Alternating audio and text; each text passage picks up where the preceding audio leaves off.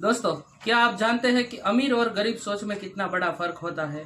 आज हम बात करेंगे रॉबर्ट कियोसाकी की मशहूर किताब रिच डैड पुअर डैड के बारे में। इस किताब में लेखक के पास दो पिताओं जैसे रोल मॉडल थे। एक थे पुअर डैड, जो पढ़े लिखे थे लेकिन हमेशा नौकरी और सुरक्षित कमाई में विश्वास रखते थे, और दूसरे थे रिच डैड, जिन्होंने सिखाया कि पैसा हमारे लिए काम करना चाहिए, न कि हम पैसे के लिए। इस किताब से हमें तीन बड़ी बातें सीखने को मिलती है। पहली है, एसेट्स और लाइबिलिटीज का फर्क समझो। एसेट्स वो है जो आपकी जेब में पैसा डालता है, जैसे कि निवेश। और लाइबिलिटीज, लाइबिलिटीज यानी आपकी जिम्मेदारियां, जैसे कि लोन।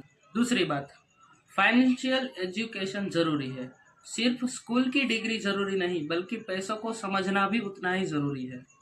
तीसरी बात, माइंडसेट बदलिए। अमीर लोग पैसों को अपने लिए काम करवाते हैं, जबकि गरीब लोग पैसों के लिए काम करते हैं। तो दोस्तों, अगर आपको जिंदगी में फाइनेंशियल फ्रीडम चाहिए तो एक बार रिच डैड पुअर डैड जरूर पढ़ें।